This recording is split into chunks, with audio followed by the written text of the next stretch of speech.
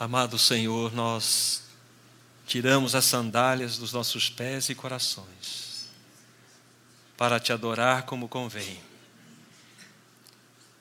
Que precioso é poder expressar palavras de gratidão e adoração que somente tu mereces receber. Que privilégio é fazer parte deste coral. Oh, amado Senhor, receba toda a glória, toda a honra e todo o louvor. A ti pertence a beleza, a ti pertence a santidade, a ti pertence o reino, a ti pertencem todas as coisas. Que precioso é saber que nós te pertencemos também. E neste reunir, nesse tempo onde estamos desfrutando, que o Espírito Santo tenha liberdade em nós e entre nós, para que os céus se abram e nós possamos tocar um pouco mais das belezas, da sublimidade que em ti há. E também como Maria o fez naquele tempo, nós fazemos o mesmo nesta noite. Nos assentamos aos teus pés, todos, para fixar os nossos olhos em ti e ouvir o que tu tens a nos falar. Fala que o teu povo te ouve. Nos rendemos ao governo do Espírito Santo. Em nome teu mesmo, amado Jesus, para a glória de Deus Pai. Amém. Amém. Pela graça do Senhor, nós vamos dar um passo a mais dentro daquilo que o Senhor tem trazido como revelação para nós no que concerne a carta aos Filipenses. E hoje, dentro daquela proposta, dentro do encargo que o Senhor trouxe ao meu coração, nós vamos estar concluindo essa carta. É claro que nós estamos falando essa conclusão dentro dos assuntos introdutórios a esta carta. E com a ajuda do Espírito, nós já temos visto e recebido do Senhor algumas verdades muito preciosas que devem nortear a nossa vida. Porque esta carta ela tem como finalidade tocar diretamente aquilo que envolve a experiência cristã. Todo o trecho que nós já estudamos tem mostrado isso de modo bastante claro. E nós, como já o fizemos nas sessões anteriores, estamos sempre lembrando aquele corpo principal que está dirigindo os nossos passos no estudo dessa carta. E vale a pena, para que nós avancemos a parte final nesta noite, nos lembremos de algo que o Senhor já tem falado ao nosso coração. Vocês se lembram que quando nós tocamos o primeiro capítulo dessa carta, nós vimos, com a ajuda do Espírito, o versículo 21 como o ponto-chave que deve nortear toda a carta que nós estamos estudando. Vocês se lembram lá que o apóstolo Paulo, num certo momento, ele diz assim: para mim o viver é Cristo e o morrer é lucro. E nós fizemos várias perguntas a esse próprio texto, e o Senhor já nos mostrou que para que Paulo pudesse expressar-se daquela forma, é porque ele tinha uma mente renovada. Ele tinha uma mente que não pertencia a ele, era a mente de Cristo Jesus. Então, essa carta ela tem esses aspectos iniciais mostrando exatamente o ponto-chave, o ponto base, fundamental que todos nós devemos experienciar, que é, primeiramente, ter a convicção de que Cristo é a nossa vida. E uma vez que nós nascemos de novo pela graça do Senhor, todos nós podemos dizer que Cristo é a nossa vida. Mas será que nós, como o apóstolo Paulo, podemos dizer Cristo é o nosso viver? É isso que leva-nos a refletir diante do Senhor. Porque algo importante é dizermos sim, que fomos salvos pelo Senhor. Ele é o nosso Salvador. Outra coisa diferente seria dizer que Ele é o Senhor do nosso viver. Há uma passagem, apenas eu cito, depois os irmãos podem conferir, de 1 Pedro 3, verso 15, onde o apóstolo diz lá que nós devemos santificar a Cristo como Senhor em nossos corações.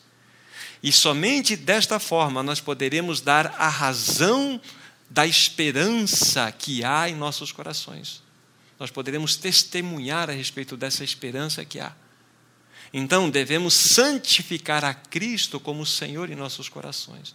Toda a tônica do capítulo 1 de Filipenses envolve esta realidade. O apóstolo Paulo desfrutava desta realidade do senhorio de Cristo em cada passo que ele dava no seu caminhar.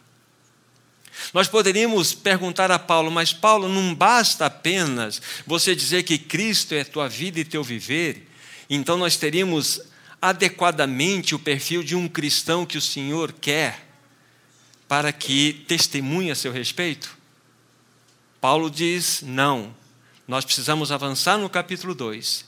Se faz necessário, também verificarmos que é importante que nós tenhamos a mente de Cristo. Aí o capítulo 2, no versículo 5, já considerado, os irmãos já observaram, tende em vós a mesma mentalidade que houve em Cristo Jesus. E qual foi a mente que Cristo tinha? A mente de cruz. Pois nós vamos ver nos versos sequentes todo aquele processo de esvaziamento que ele experimentou. Ele, subsistindo na forma de Deus, não julgou como usurpação ser igual a Deus. Antes, a si mesmo se esvaziou, assumindo a forma de servo. E assim nós temos mais um processo de esvaziamento do Senhor Jesus Cristo. Certo irmão perguntou, mas por que ele esvaziou-se nessa condição até servo? E não porque não aconteceu esse esvaziamento que desce a ele a condição de ser uma pessoa importante lá na cidade de Nazaré. Por que ele não se esvaziou na figura de um homem que gozasse de qualquer importância naquela região? Por que servo? Porque servo é a maneira mais adequada de manifestar o caráter genuíno do nosso Deus.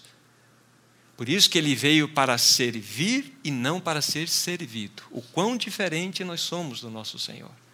Então, quando ele deixa a sua glória, ele assume a sua condição de servo, para mostrar aquilo que era o mais profundo da expressão do seu caráter, servir. Então, o apóstolo Paulo está mostrando que é necessário que nós tenhamos a mente de Cristo, ou seja, a mente de cruz. O que isso leva, então, a pensarmos? É perfeitamente possível nós termos a vida de Cristo, sermos regenerados e sermos governados por uma mente natural, uma mente caída. É só nós fazermos as perguntas que nós temos a fazer para nós mesmos. É só nós verificarmos as nossas reações.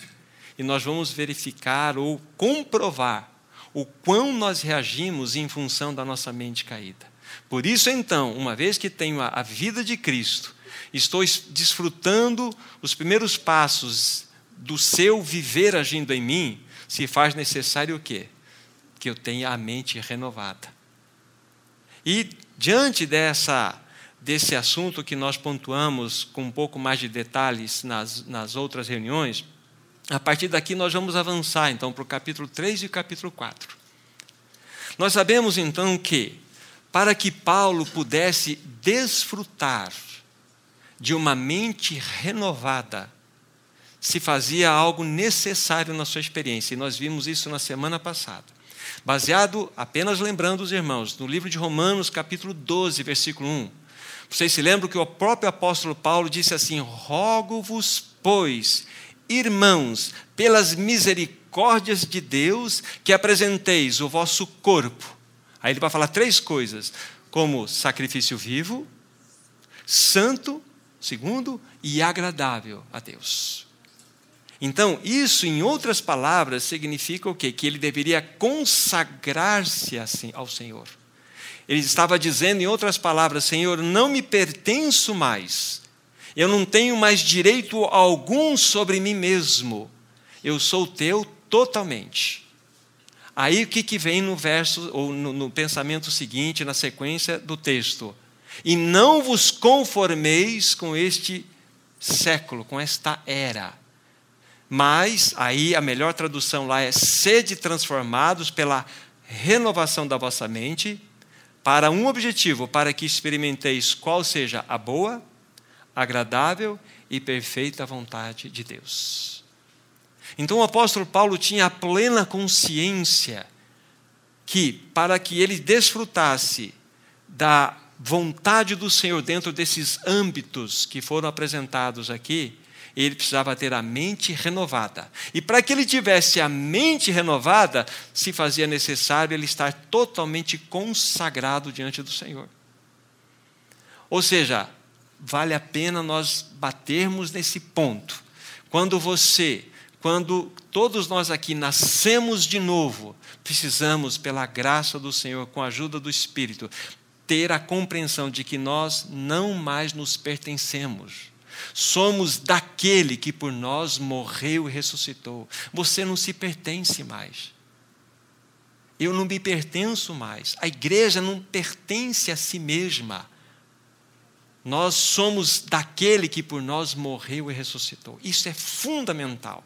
E uma vez que nós temos isso revelado, que fomos comprados por preço, o que ocorre? Nós devemos então nos oferecer voluntariamente diante do Senhor.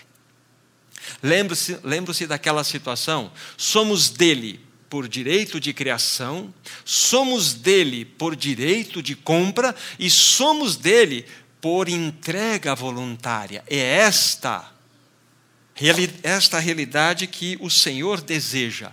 Esta é a realidade que o Senhor deseja que nós experimentemos. Esta é.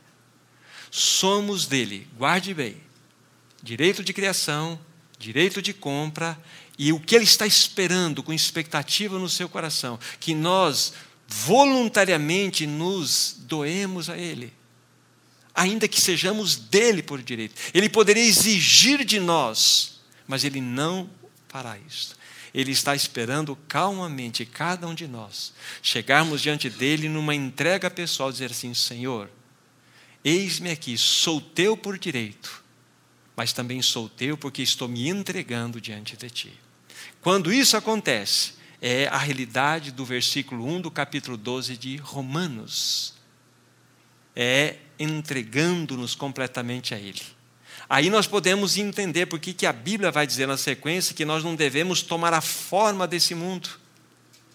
Antes devemos ser transformados em nossa mente. E somente desta forma vamos experimentar qual seja a boa, agradável e perfeita vontade de Deus.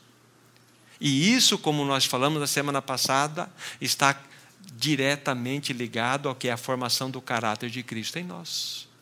Então, com isso no coração, nós podemos dar um passo seguinte diante que o Senhor está nos propondo, olhar os capítulos 3 e 4.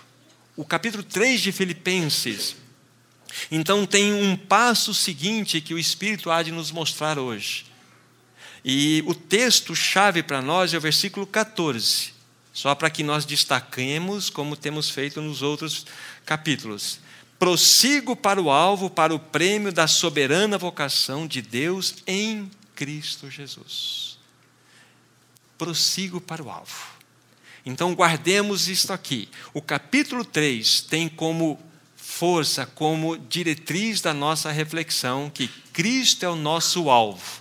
Vamos ajuntar. Cristo é nossa vida, o nosso viver, primeiro capítulo. Cristo é nossa mente, o segundo capítulo. Agora, Cristo é o nosso alvo, o terceiro capítulo. E nós vamos verificar de maneira bastante clara, pelo menos ao meu coração, que isso nós vamos ver nos textos aqui. Quando o apóstolo começa, então, a escrever, né, olhando o capítulo 3, veja o que ele diz a partir do versículo 2. Acautelai-vos dos cães, ou impuros, acautelai-vos dos maus obreiros, acautelai-vos da falsa circuncisão. Aí ele diz assim, aqui é o ponto-chave para nós avançarmos, porque nós é que somos a circuncisão. Aí ele vai falar três marcas fundamentais que devem acompanhar aí a nova criatura. 3 marcas do cristão, 3 marcas do povo de Deus. Então, quem é a verdadeira circuncisão? Diz assim, nós que, primeiro, adoramos a Deus no Espírito. Segundo, diz assim, nos gloriamos em Cristo Jesus. E o terceiro, não confiamos na carne. Aqui está esses 3 aspectos. E isto vai ser uma realidade para nós experimental, na medida em que temos experimentado os aspectos anteriores. Com uma mente renovada, nós vamos, de fato, dar esse passo seguinte, entender que nós que adoramos a Deus no Espírito. O que é adorar a Deus no Espírito? Isso de maneira bastante, assim, pontual, mas que o Senhor traga clareza ao nosso coração. Adorar Deus no Espírito. Primeiramente, não significa adorar a Deus na reunião só. Aqui nós podemos e o fizemos. Adoramos ao nosso Deus, ao nosso Senhor, com cânticos. Nós adoramos, nos apresentamos de Ele em expressões de gratidão com os nossos lábios. Mas adorar a Deus em espírito é adorar a Deus em espírito no seu trabalho, adorar a Deus em espírito no seu lar, como marido, como esposa, como filhos, como patrão, como empregado. Porque nós não temos um local específico para adorarmos a Deus. Porque os verdadeiros adoradores adorarão a Deus em espírito e em verdade. Ou seja, aonde nós nos movimentarmos, ali é um local adequado para adorarmos a Deus no espírito. E isso só é possível a partir do quê? De uma mente que está sendo renovada em nós. Que vamos entender que nós não dependemos do espaço físico para adorar. A nossa vida é uma adoração. Uma outra forma de adorar a Deus é dando frutos para Ele. Anunciando o Evangelho. Desta forma nós adoramos a Deus. Então, Paulo era um homem que podia dizer isso com toda segurança e experiência, pois era um homem que tinha uma mente renovada. Então, ele está dizendo para nós, a verdadeira circuncisão começa aqui. A adoração a Deus em espírito. Segundo aspecto, nos gloriamos em Cristo Jesus. Ou seja, estamos vazios completamente de nós mesmos. Nós queremos que a glória de Cristo seja manifesta. Nos gloriamos na pessoa de Cristo Jesus. Nós morremos para nós mesmos. Nós não mais nos pertencemos, como há pouco falamos. Nós vivemos em função desta glória de Cristo Jesus. Há uma passagem que diz assim, que nós estamos sendo transformados de glória em glória à imagem de Cristo Jesus. De glória em glória. Em outras palavras, o que está acontecendo? Nós estamos sendo conformados à imagem de Cristo. A imagem de Cristo. Me permitam citar um texto rapidamente para vocês entenderem. 2 Tessalonicenses, vocês vão se lembrar dessa passagem. 2 Tessalonicenses, capítulo 1, versículo 10. Aí vocês vão entender o que significa se gloriar em Cristo, estar consumido nessa glória de Cristo. Observem esse texto que fala-nos do aspecto da vinda do Senhor Jesus Cristo. Observem bem no que a palavra vai dizer. Versículo 10, capítulo 1, 2 Tessalonicenses. Quando vier, estamos falando da vinda do Senhor Jesus Cristo. Quando vier para ser glorificado nos seus santos e ser admirados em todos os que creram. Naquele dia, porquanto foi crido entre vós o nosso testemunho. Guarde bem o que está escrito aqui. Vamos lembrar algo que os irmãos já sabem. Quando vier para ser glorificado, não está escrito aqui pelos seus santos, e sim nos seus santos. Aonde a glória de Cristo vai ser vista? Na igreja. O mundo vai olhar para a igreja e vai ver a glória de Cristo. Então significa que nós estamos sendo transformados de glória em glória à sua imagem. Estamos sendo conformados à imagem do Filho de Deus, para que no momento específico aconteça esta realidade tão linda, para que Cristo somente seja visto na igreja.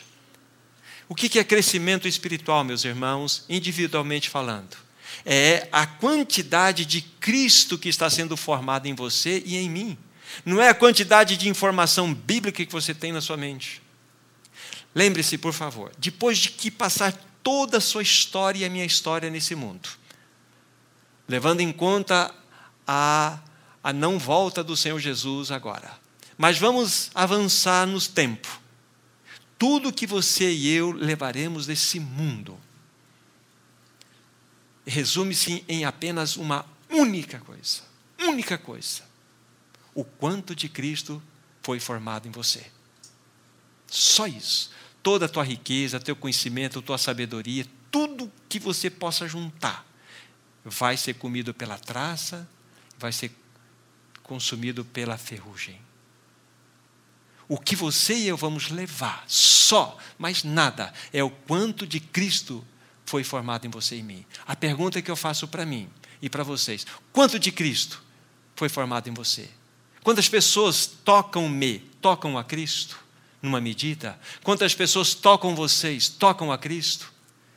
Irmãos, me permitam aqui uma exortação que começa primeiramente a mim. Quantos anos de caminhada nós temos já como cristãos? No tempo decorrido, diz a palavra lá em Hebreus, no tempo decorrido da vossa jornada, vocês já deveriam ser mestres, mas vocês precisam de ser alimentados com leitinho.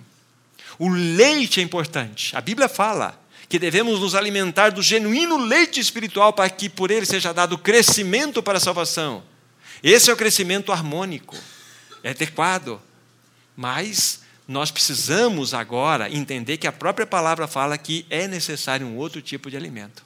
No tempo decorrido, você já precisa de outro tipo de alimento. E esse alimento não é quanto de Bíblia eu tenho na minha cabeça, é quanto de Cristo está sendo formado em você e em mim. Então, quando nós olhamos aquele aspecto, nos gloriamos em Cristo, é exatamente dentro desta realidade, desta medida que precisa ser vista em nós. Irmãos, nós precisamos colocar a boca no pó e falar: Senhor, nos socorra. Perdoa-nos por estarmos vivendo uma vida tão distante daquilo que Tu almejas para nós. Por isso que tudo é importante. Senhor, eu me consagro a Ti. Eu me entrego a Ti, ainda que eu não possa, eu não consigo, mas eu desejo isto. Aí vem todo aquele processo e nós vamos começar a experimentar a obra dele em nós. Mas para entregar-se 100% nas mãos do Senhor, permitam-me dizer aqui, precisa ter coragem de falar assim: Senhor, entre em todo o meu ser, toma aqui o molho de chave que envolve todos os compartimentos internos da minha vida e mexa onde tem que mexer. Tem que ter coragem. Mas se você fizer isso, o Senhor vai fazer uma obra maravilhosa em você. O Espírito Santo vai trabalhar em você e você vai poder ser um instrumento útil nas mãos dele. Então, e lá, só para concluir, para voltarmos rapidamente aqui para o nosso texto, lá diz assim: e ser admirado em todos os santos. Não é por todos os santos, é ser admirado em. Ou seja, onde Cristo será admirado? Na igreja. Agora, quando nós olhamos para a realidade do povo de Deus, o que nós vemos? Oh, irmãos e irmãs, como nós precisamos do socorro do Espírito, como nós precisamos ser trabalhados pelo Espírito. O Senhor está pacientemente aguardando as gerações para que haja um povo que se humilhe diante dele e permita que ele mesmo, pelo seu Espírito, trabalhe a sua obra nesse povo. Será que podemos dizer aqui: Senhor, eis-nos aqui? O Senhor tem buscado, irmãos e irmãs, caminhos em nosso coração para fazer essa obra. Voltando para Filipenses, então, o terceiro aspecto, o apóstolo Paulo fala assim: olha, e não confiamos na carne. Essa é a verdadeira circuncisão. Não confiamos na carne. Aqui, o apóstolo Paulo, ele não tem intenção de colocar o lado pervertido da carne, e sim o lado da justiça da carne. Porque na sequência, no versículo 4 em diante, Filipenses 3, ele vai começar: bem que eu poderia confiar na carne, eu ainda mais. Aí ele vai dar todo aquele relato de tudo aquilo que envolvia o seu currículo: circuncidado ao 8º dia, da tribo de Benjamim, da tribo de Israel, quanto à lei fariseu, quanto irrepreensível na justiça. Tudo isso era Paulo.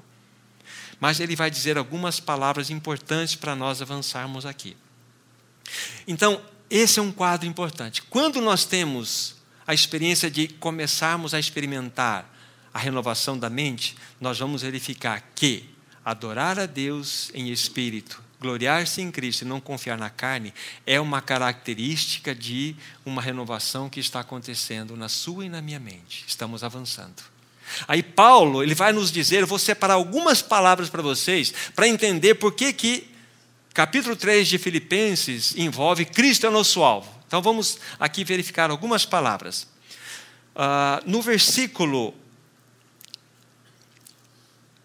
8, nós temos assim: sim, deveras considero tudo como perda, veja só, por causa da sublimidade do conhecimento de Cristo. Essa expressão, sublimidade do conhecimento de Cristo. No final do versículo 8, nós temos novamente, para ganhar a Cristo.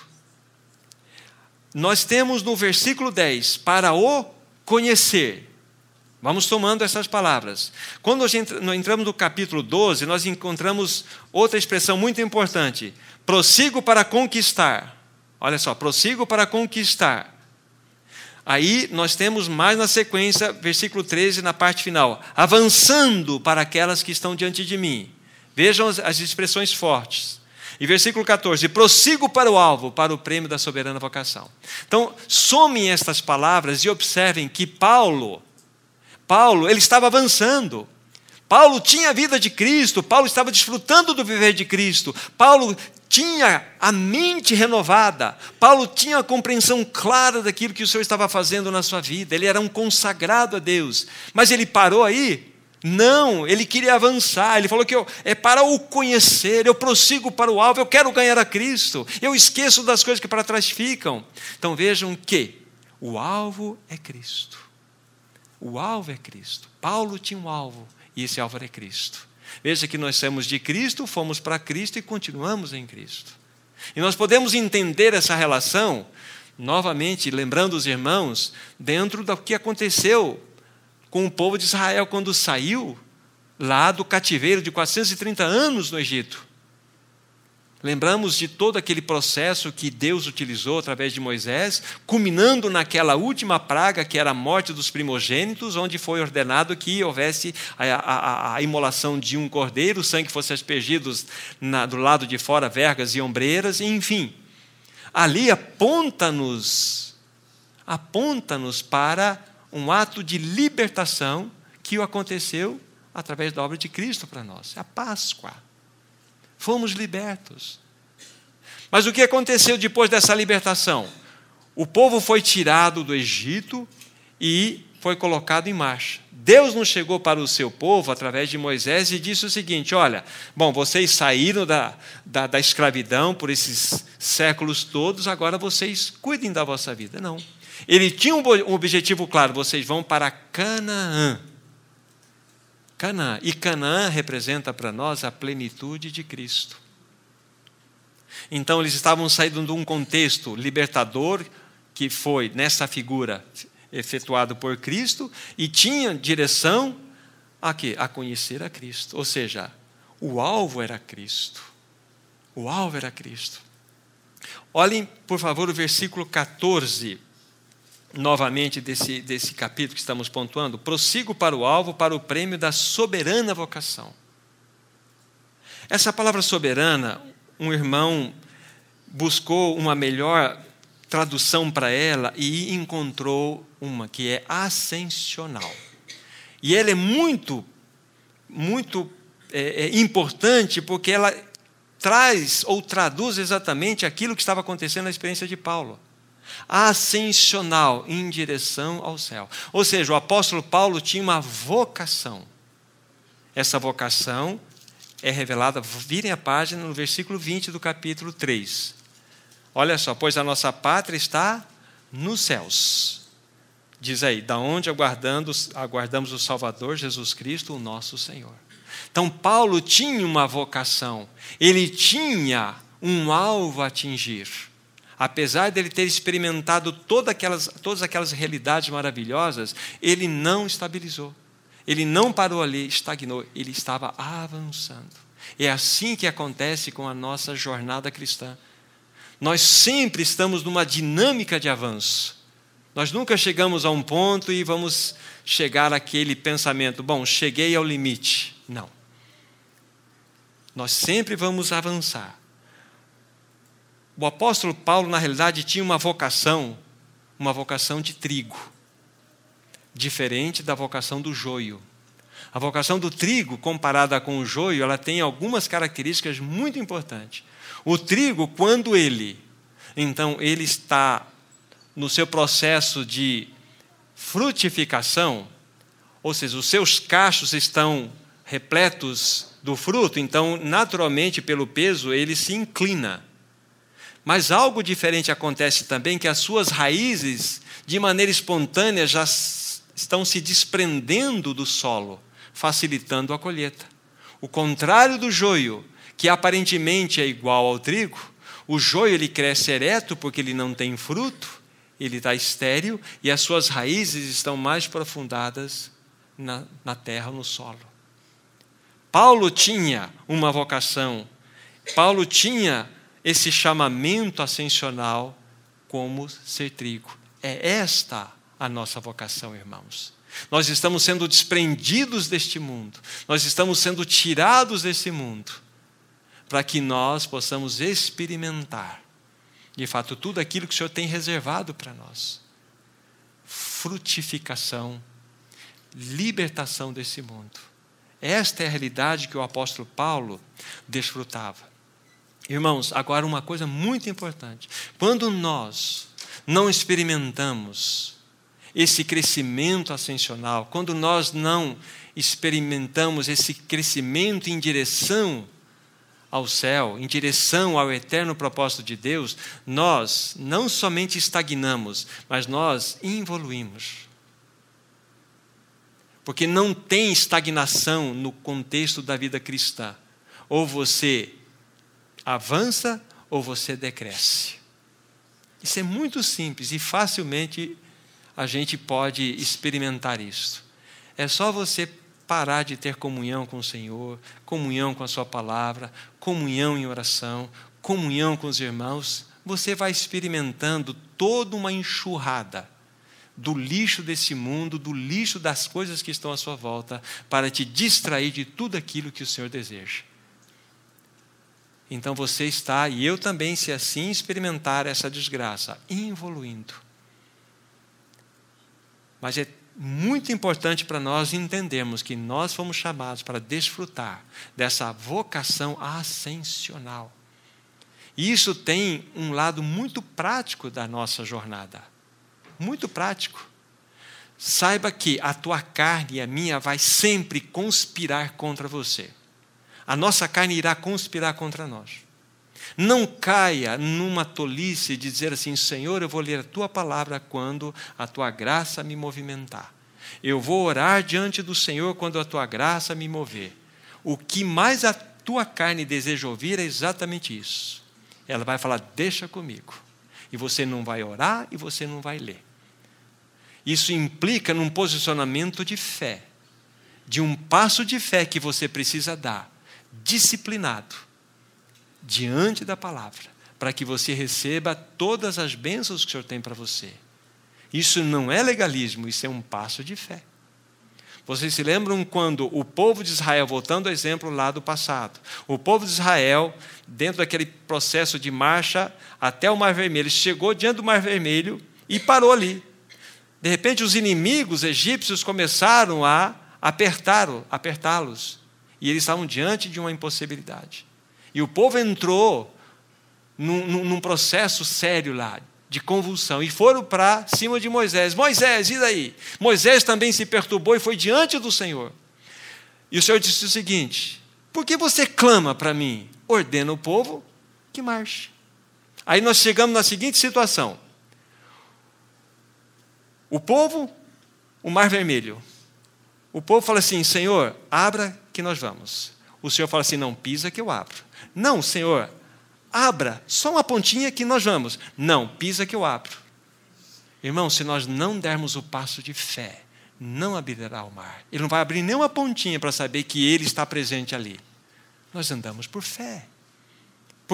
Sabe por que nós podemos andar por fé e ter a certeza? Porque nós temos uma promessa que já nos respaldou isto. Então nós andamos por fé. Então é assim que é o andar do cristão. Nós temos um alvo, nós não podemos parar. Nós temos que avançar. Nós temos que avançar. Isso é precioso para nós. Agora, eu estava dizendo para vocês, quando nós paramos, nós vamos experimentar uma realidade extremamente perturbadora. E eu quero mostrar isso olhando para vocês na experiência de Sansão. Livro de Juízes. Vamos lá, Juízes capítulo 16. Esta é uma experiência que não pode sair da frente do nosso coração. Juízes 16. Juízes 16.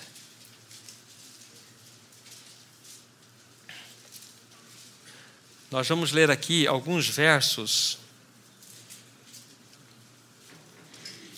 a partir do versículo 19 até o 22. Então Dalila fez dormir Sansão nos joelhos dela, e tendo chamado um homem, mandou rapar-lhe as 7 tranças da cabeça, e passou ela a subjugá-lo. E retirou-se dele a sua força.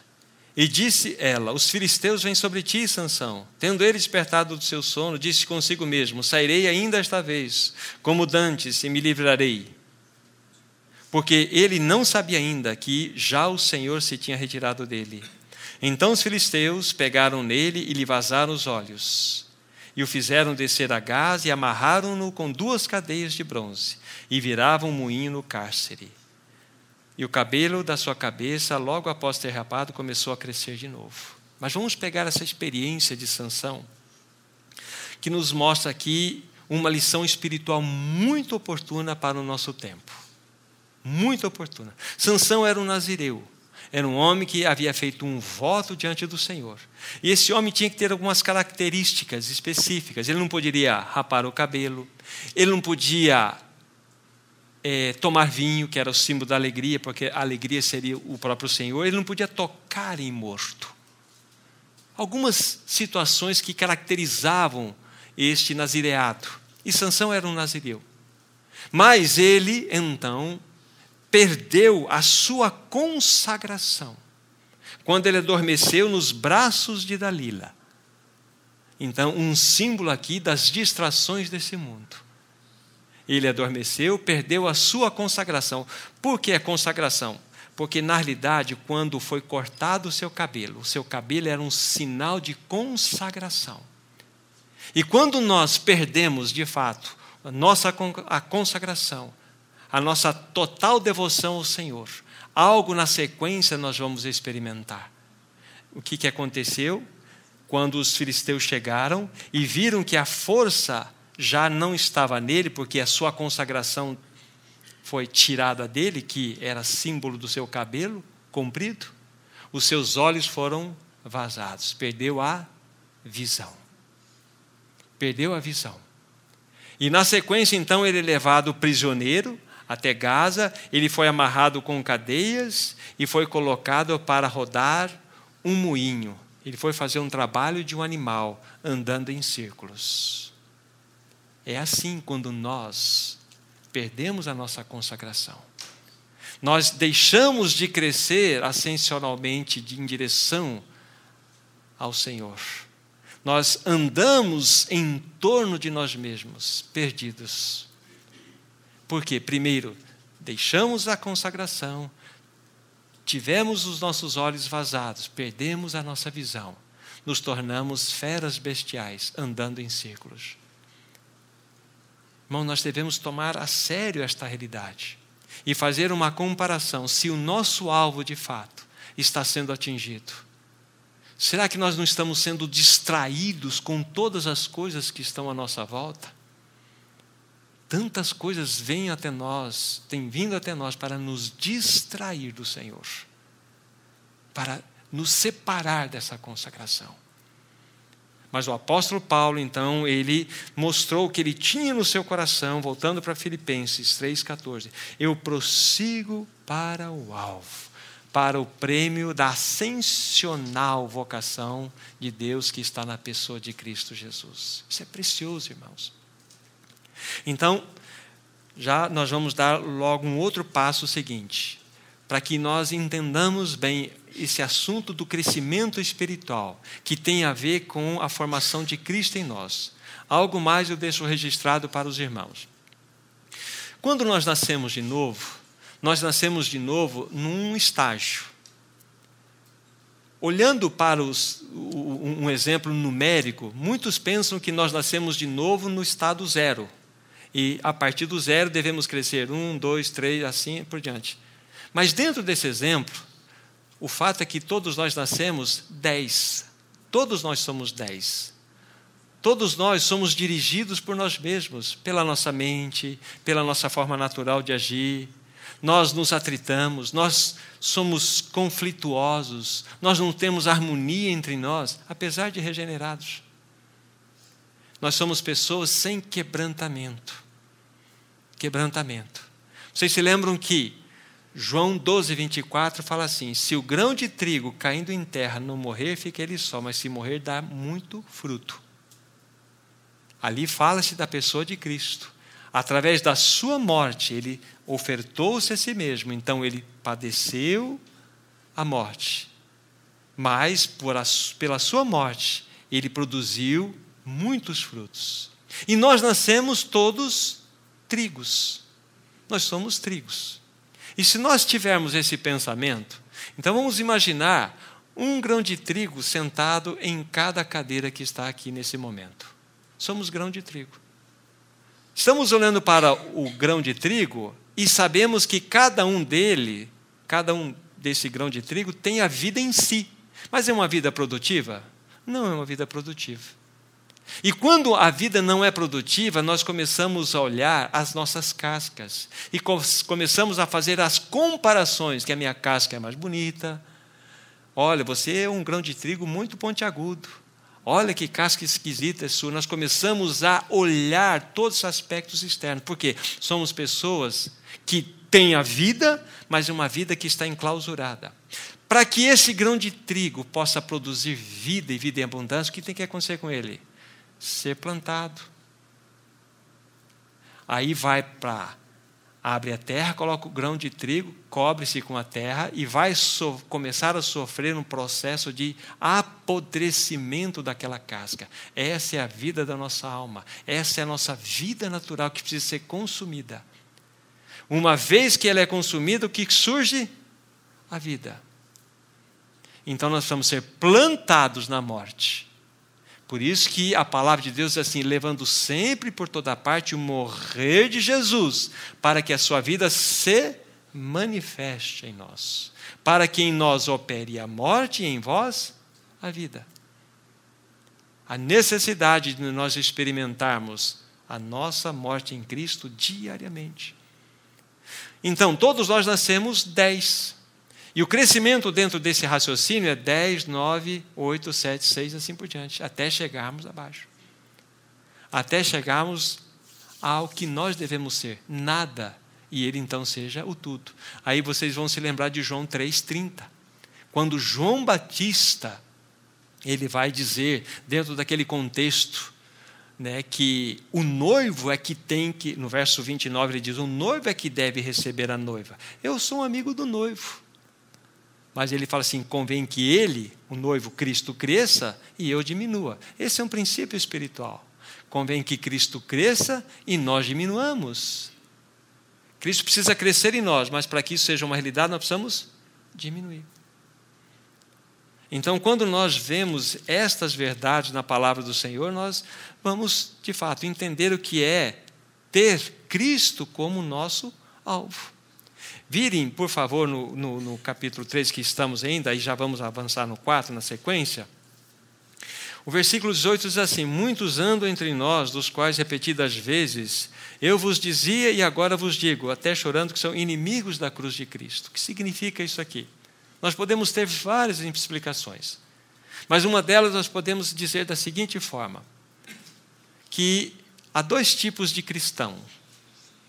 Dois tipos que nós temos. Aqueles que levam a sua cruz diária e aqueles que não levam a sua cruz diária.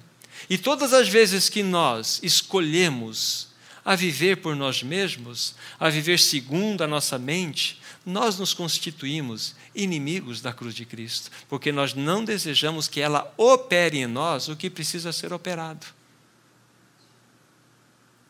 Então, que tipo de cristão eu sou? Aquele que tem, de fato, negado a si mesmo, tomado a cruz, a minha cruz, e ido após ele? Esse é o ponto. É somente assim que nós vamos fazer diferença na sociedade. É somente assim que a igreja, coletivamente, vai fazer diferença na sociedade. É quando o mundo ver em nós, ouvir em nós, o quê? A marca da cruz. E de que forma o mundo vê a marca da cruz em nós? Quando ele consegue tocar a Cristo em nós. E quando eles conseguem tocar a Cristo em nós? Quando a nossa mente está sendo renovada. Quando a nossa mente é renovada? Quando estamos consagrados a Ele. Vejam só toda essa conexão que a palavra de Deus faz para nós. Muito bem, uma vez dito isto, e há outras verdades que os irmãos vão estar observando depois, o apóstolo Paulo chega no capítulo 4 de Filipenses e tem algo a mais a nos ensinar sobre toda essa carta, como os princípios de um andar de vitória do cristão. Já vimos o aspecto inicial: Cristo é o nosso viver, Cristo é a nossa mente, Cristo é o nosso alvo. E o capítulo 4, o que reserva para nós? Versículo 13 é a chave para nós, que diz assim: tudo posso naquele que me fortalece. Tudo posso naquele que me fortalece. Paulo, então, além do alvo que você tinha na própria pessoa de Cristo, você está dizendo que Cristo agora é o quê? A minha suficiência. Esse é o ponto-chave do capítulo 4. Cristo é minha suficiência, ou Cristo é meu tudo. Posso tudo naquele que me fortalece. É quando o apóstolo Paulo tocou o trono. É quando ele chegou naquele ponto onde ele vai dizer o seguinte: olha, a minha vida é completamente governada, dirigida. Eu sou completamente dependente desse meu Senhor. Totalmente. Cristo é meu tudo. E nós vamos verificar algumas verdades aqui, bastante pontuais, que de maneira prática vamos vê-la e experimentá-la quando estivermos desfrutando a suficiência em Cristo Jesus. Vejamos, por exemplo, o versículo 4. O apóstolo diz assim: alegrai-vos sempre no Senhor. Outra vez digo, alegrai-vos. Mas sempre lembre, por favor, Paulo está aqui nessa afirmação, nesse imperativo, dizendo essas palavras, e quando ele disse essas palavras, ele não estava num gabinete com ar-condicionado, escrevendo um texto, pensando em palavras bonitas para dar àqueles irmãos. Ele estava numa prisão, já completando 4 anos, ainda que fosse nesses 2 anos últimos uma prisão domiciliar. Ele estava ali retido. Ele estava debaixo de uma pressão. Ele estava debaixo de uma grande tribulação. Mas ele, mesmo naquela circunstância, ele podia dizer assim: alegrai-vos sempre no Senhor. Alegrai-vos. Outra vez digo, alegrai-vos. Irmãos, como tem sido a nossa vida? Como tem sido a tua e a minha vida dentro desse contexto? Certo irmão disse o seguinte, que cristão e tristeza não combinam. E um cristão triste é uma desonra ao seu Senhor. Quantas vezes eu tenho desonrado meu Senhor? Sabe por quê? Porque ainda não alcancei esta realidade de tê-lo como a minha total e única suficiência. Ainda os meus olhos estão horizontalmente buscando o que? Alegria. Ah, se eu tivesse aquilo, ah, se eu alcançasse isso, ah, se eu, enfim, realizasse este sonho. E aí nós buscamos a realização da nossa alegria em coisas que irão deteriorar. Guardem bem isso. Há pouco falamos em outro contexto. Mas tudo que a traça vai comer, tudo que a ferrugem vai consumir, isso jamais te dará qualquer aspecto de alegria. Te dará algumas expressões momentâneas de você vai se sentir bem. Mas disse certa pessoa com muita sabedoria, para estes que buscam realizações constantes de desejo, sejam quais forem, para cada desejo realizado, nascem outros 7 novos desejos. Você realizou o teu desejo que você tanto ambicionou, saiba que depois dessa realização tem mais 7 no caminho. Ou seja, se torna algo insaciável. Insaciável. A nossa alegria só é no Senhor. E quando nós conhecemos este Senhor maravilhoso, nós vamos poder desfrutar de uma alegria genuína. Genuína. Alegrai-vos no Senhor. Alegrai-vos, outra vez digo alegrai-vos. E isso é possível desfrutar na medida em que nós tocamos o trono. Ou seja, é o 4º capítulo. Cristo é a minha, a nossa suficiência. Aí na sequência ele vai dizer o seguinte, verso 6. Não andeis ansiosos de coisa alguma. Um outro aspecto. Vivemos, lógico, o século anterior, este século, a história do homem é uma história de ansiedade. Creio que muito mais dentro do contexto em que nós vivemos hoje. A ansiedade tem consumido a vida de pessoas, tem destruído a vida das pessoas, as inquietações, as perturbações. Mas aqui a palavra de Deus está nos mostrando, não andeis ansiosos, não é de certas coisas, mas de coisa alguma.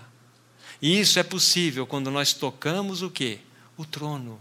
Quando nós tocamos a Cristo dentro de uma realidade bem profunda, Ele como nossa suficiência.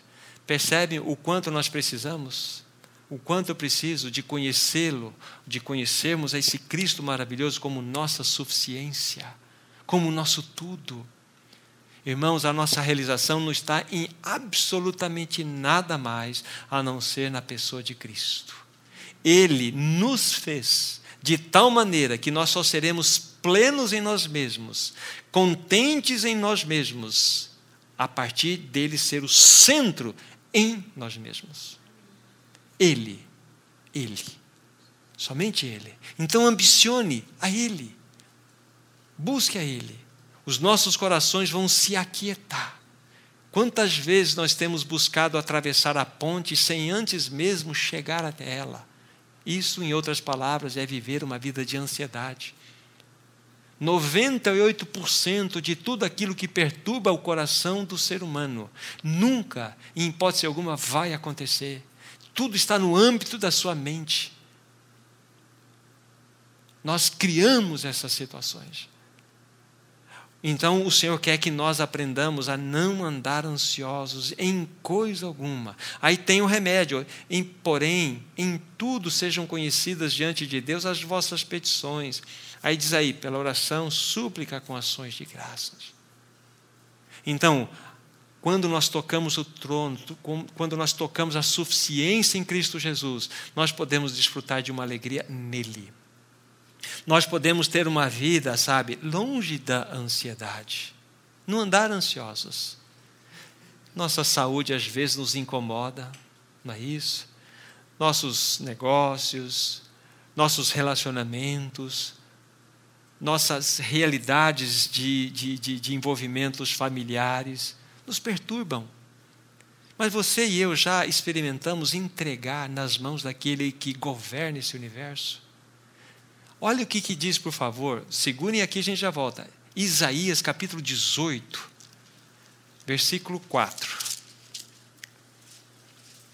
Depois vocês observem o contexto, mas esse texto em si mesmo nos mostra quem é o nosso Senhor. Isaías 18, verso 4. Observem, por favor. Porque assim me disse o Senhor. Veja quem está dizendo, é o Senhor. Olhando da minha morada, estarei calmo como o ardor quieto do sol resplandecente e como a nuvem do orvalho no calor da seca. Ou seja, em outras palavras, para nós compreendermos, Deus não tem taquicardia. Deus não sofre as perturbações dos homens. Ele, quando olha da sua morada, ele está absolutamente calmo. Esse problema, essa circunstância, este filho, estes problemas de saúde, não fugiu do controle do nosso Deus. Ele quer que nós confiemos nele. E quando nós tocamos o trono, quando nós tocamos esse Senhor como nossa total suficiência, há descanso no coração. Nós somos tão agitados, nós somos tão perturbados. É porque nós buscamos dirigir o nosso viver. Mas Paulo passou por todo aquele processo que nós vimos na carta aos Filipenses, que nos mostra um caminho normal da experiência cristã. Me suportem mais uma vez dizer as palavras que já foram ditas outras vezes. No ponto de vista da palavra do Senhor, não há cristão de segunda classe. Nós criamos esta classe por conta da nossa própria morosidade em responder ao que o Senhor tem para nós. Nós vivemos, nos arrastando, nós vivemos nos atritando em conflitos por conta da nossa própria dureza de coração. Não é porque o Senhor não tem algo para nós. O Senhor tem para nós. Agora, temos respondido? Você tem, de fato, no seu coração, a coragem de se entregar totalmente e dizer assim: Senhor, faça da minha vida um milagre. Rapidamente eu conto para vocês aqui um medo que eu tive no meu coração muitos anos atrás mesmo.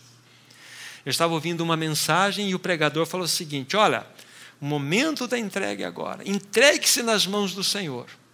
Mas lembre-se, se o Senhor receber a sua vida, Ele vai fazer de você o que Ele bem entender. Aquilo juntei no freio de mão na hora. E eu tinha um medo de ser mandado para o Amazonas. Falei: Senhor, você vai me mandar para o Amazonas? Não é possível. Eu vou pregar para os índios no Amazonas, Senhor, não faça isso comigo. E não me entreguei. Eu tinha um medo do Amazonas, não sei porquê. Mas aquilo era uma chave guardada no meu coração. E eu tinha medo. Sabe que a ideia que eu fazia do Senhor era o seguinte: Ele vai me pegar e vai fazer tudo aquilo para me provocar. Ele vai fazer tudo aquilo para me provar, para ver se eu amo Ele. Ele vai lançar uma doença nos meus filhos, vai lançar isso. O diabo começa a fazer uma ciranda na sua mente.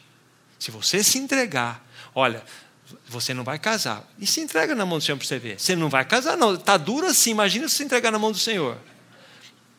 Ele não quer que a gente confie totalmente que Ele tem o melhor para nós. O diabo não quer que nós confiemos.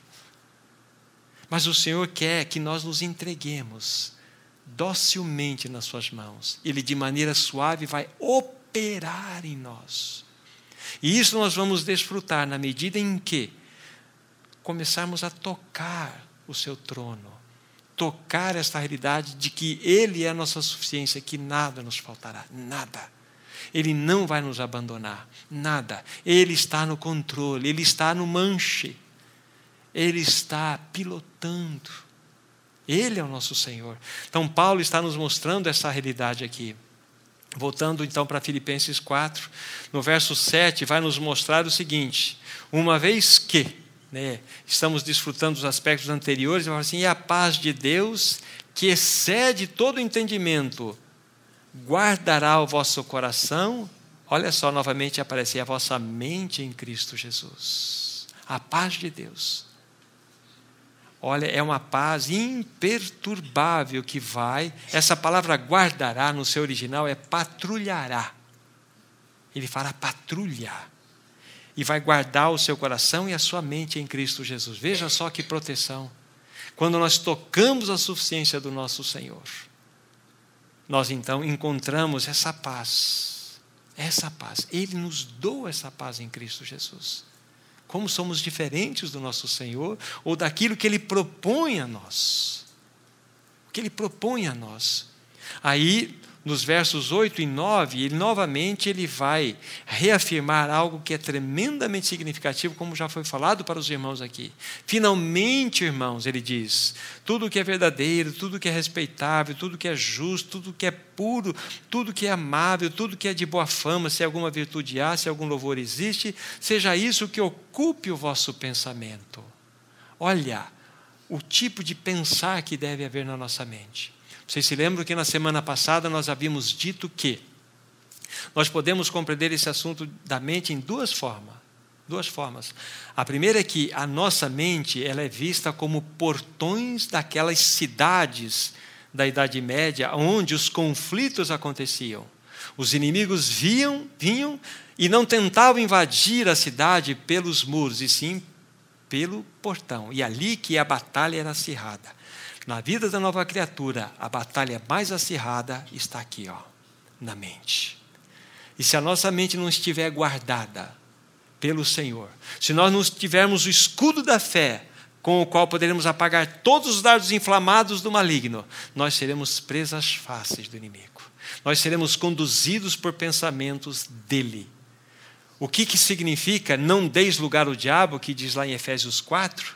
Significa assim, não deixe o diabo pensar por você. É isso. O diabo pensa no nosso lugar e coloca como se você estivesse pensando aquilo.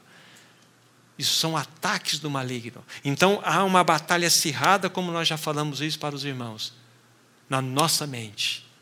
Então de que forma devemos alimentar a nossa mente? Daqui, como está escrito, tudo que é verdadeiro, tudo que é respeitável, enfim. E esse próprio texto nos dá o segundo aspecto de como devemos considerar a nossa mente. Um grande armazém. Não é isso? Ocupe o vosso pensar, ocupe a vossa mente. Ocupar é tomar espaço. Então, a minha mente está sendo ocupada com que realidade? Quanto tempo você tem gasto diante do Senhor, alimentando-se da palavra, enchendo tua mente dessa verdade? Ou o seu tempo ele é distribuído em Facebook, etc, etc, etc, etc. Então nós não podemos, diante do Senhor, reclamar da nossa condição de pobreza espiritual. Lembre-se você, por favor, novamente, que a carne, ela quer exatamente isso, que você relaxe e confie, e caia naquele erro terrível. Se a graça não fizer, eu não vou fazer isto. Saiba que ela mais deseja é ouvir isto. Se você não se posicionar, não separar tempo, não buscar a face do Senhor, você não terá uma mente renovada. Você não irá armazenar na sua mente pensamentos adequados. Irmãos, esse assunto da mente ele é muito amplo. O que nós estamos fazendo com os irmãos é trazendo algumas ferramentas para que depois todos estudem, busquem a palavra, voltem a ler o livro de Filipenses, busquem mais as verdades que estão aqui ainda guardadas, para que vocês, eu também fazendo isso, sejamos edificados e possamos nos edificar mutuamente. Então, tem esse aspecto aqui da mente novamente. No verso 10 em diante, Paulo então vai nos dizer algo muito lindo da sua experiência. No verso 10 em diante, mas eu vou ler o versículo 11. Ele diz assim, digo isto, não por causa da pobreza, porque aprendi a viver contente em toda e qualquer situação, tanto sei estar humilhado como também ser honrado. De tudo em todas as circunstâncias já tenho experiência, tanto de fartura como de fome, assim de abundância como de escassez, tudo posso naquele que me fortalece. Olha só o coração do apóstolo Paulo. Um homem completamente satisfeito na suficiência do seu Senhor. Um homem que poderia dizer estas palavras, que ele aprendeu o contentamento. Ele sabe ter abundância, mas ele sabe passar fome. Veja só, os limites da experiência do apóstolo Paulo, que ele alcançou na experiência de Cristo, em Cristo Jesus. Ele fala, olha, eu posso ter muita abundância, como também não ter absolutamente nada. Eu não dependo dessas oscilações. Tudo posso naquele que me fortalece. Esse homem tocou o trono. Irmãos, isso não é só para ele, é para nós. O Senhor quer que nós toquemos a sua suficiência. Que nós vamos de fato experimentar aquele texto que diz assim, em tudo dai graças, porque esta é a vontade de Deus para convosco em Cristo Jesus. Esse é o caminhar genuíno do cristão. Esse é um caminhar simples, que o Senhor propõe a todos. E isso é possível, veja que ele colocou essas verdades dentro desse encerramento da sua carta, para que nós desfrutemos da suficiência de Cristo Jesus. Por aqui nós temos algumas pistas interessantes, mas eu vou só citar uma outra passagem do livro de 2 Coríntios agora, para nós mostrarmos aos irmãos que a vida cristã, a vida do andar do cristão ou da igreja, ela é paradoxal. O que significa isso? Veja 2 Coríntios capítulo 6. 2 Coríntios 6, apenas um verso é suficiente. Versículo 10. 2 Coríntios 6, 10. Observem só aqui. Entristecidos, mas sempre alegres ou felizes. Pobres, mas enriquecendo a muitos. Nada tendo, mas possuindo a tudo. Isso é um paradoxo. Como que podemos estar tristes, mas sempre alegres? Como que nós podemos ser pobres, mas enriquecer a muitos? Como que nós, não possuindo nada, temos tudo? Só quando tocamos o trono. Então a vida do regenerado ela é um paradoxo. Porque a nossa alegria não depende do ter ou do não ter, mas depende da pessoa de Cristo Jesus. Depende da intimidade que temos tido com Ele. Então, quando nós pensamos dentro do aspecto conclusivo da carta aos Filipenses, nós somos encorajados, irmãos e irmãs, de fato a buscar esta experiência, porque ela é para nós uma vida cristã genuína. Então, para que nós demos os passos finais desse tempo, vamos pensar agora dentro do aspecto geral daquilo que o Senhor falou nessas preleções anteriores também. Vimos o apóstolo Paulo no capítulo 1 nos dando o segredo da sua vitória. Ele, naquela circunstância tão adversa, poderia dizer que para ele o viver era Cristo, o morrer era lucro. Ou seja, nós podemos nos encontrar em situações tais quais, mas nós podemos ter essa mesma experiência do apóstolo. Senhor, para mim o viver é Cristo e o morrer é lucro. Avançando para o capítulo 2, o apóstolo Paulo vai nos ensinar então, como nos ensinou pelo Espírito, que se faz necessário, uma vez que Cristo é nossa vida, temos a mente de Cristo agora. E ter a mente de Cristo é ter a mente de cruz. É não pensar mais em si mesmo, mas pensar naquele que por nós morreu e ressuscitou. Como foi dito hoje, capítulo 3, ele é o nosso alvo. Nós temos o alvo que é conhecer a Cristo. Nosso crescimento é ascensional. Assim como as plantas, elas crescem de maneira helicoidal, todas as plantas crescem assim, nesse processo. É um processo helicoidal e ascensional, em direção ao alto. Você e eu temos a vocação de trigo. Fomos chamados para isso. Então, temos um alvo. Nós estamos prosseguindo, nós estamos nesse progresso, nós estamos avançando como os textos nos mostraram ali. Mas nós temos também agora o desfrute, olhando para o final, de Cristo como a nossa total e absoluta suficiência. Ele é o nosso tudo. Irmãos, aí nós tocamos o trono. Podemos desfrutar de uma alegria, podemos desfrutar de uma vida longe da ansiedade, podemos desfrutar de uma paz que Deus nos dá e excede todo entendimento. Podemos desfrutar de uma mente sadia e podemos desfrutar também, essa experiência do aprendizado do apóstolo Paulo, do contentamento. Ele pode ter isso como pode não ter isto. Pode se alimentar aqui ou pode passar fome lá. Mas estas coisas não implicam na realidade do toque que ele teve no trono. Porque Cristo, de fato, era a sua suficiência. Este é o nosso Senhor. Quero encerrar dizendo o seguinte, meus irmãos. Uma igreja sadia, uma igreja que está avançando, é uma igreja que precisa experimentar estas realidades aqui. Se isso não tem sido individualmente para você, e para mim também não tem sido uma experiência, vamos orar ao Senhor e vamos suplicar isto. para que nós sejamos aqueles que, de fato, possam viver uma vida sadia espiritualmente falando diante do Senhor. E Ele possa encontrar em nós esse caminho tão maravilhoso que Ele deseja. Então vamos curvar a cabeça nesse instante e orar. Maravilhoso Senhor de toda a graça, somos gratos a Ti, pois o Senhor tem nos socorrido.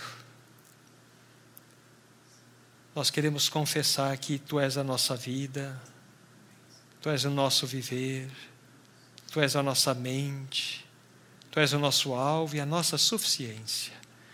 Ainda que tenhamos medidas que são tão pequenas, mas nós queremos, nesses passos iniciais, pela fé, professar estas verdades.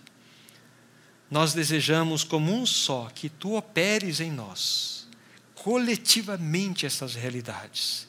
Queremos ser uma assembleia conhecida pelo Teu encabeçamento. Queremos ser uma assembleia conhecida com a Tua manifestação soberana sobre nós. Queremos ser uma assembleia conhecida com a Tua mente. Queremos ser uma assembleia conhecida que toque o Teu trono. Mas queremos ser também aqueles que individualmente desfrutem de todas essas verdades. Te bendizemos pela carta aos Filipenses. Te bendizemos pela Tua palavra santa revelada. Entregamos aos Teus pés tudo que foi aqui compartilhado, para que o Teu Espírito Santo produza vida em nós. E desta forma Tu sejas glorificado no Teu povo. No nome do Senhor Jesus. Amém, Senhor. Amém.